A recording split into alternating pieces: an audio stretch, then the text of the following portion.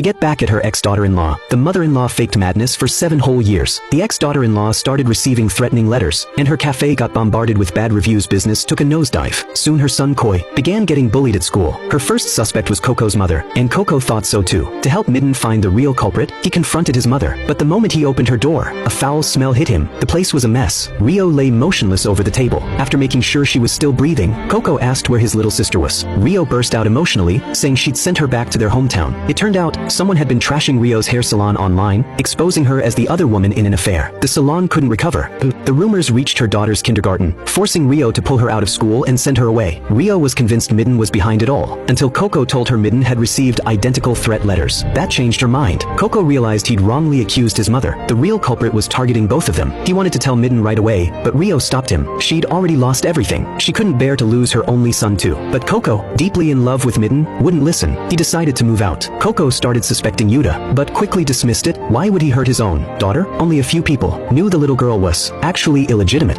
And the grandmother had pretended to be shut in for 7 years. Suddenly came out of her room, accused Yuta of still being hung up on Midden after all. This time and urged him to turn himself in before hatred consumed him completely. But Yuta showed up and called her out. He told her to drop the act. The performance was good, but the logic was weak. Did she forget Midden's father is the head of Yuechin Group? Their legal team could easily trace the online posts and threatening letters. They even found the grandmother's fingerprints on the letters. She had a prior record and would even use her own son to get what she wanted.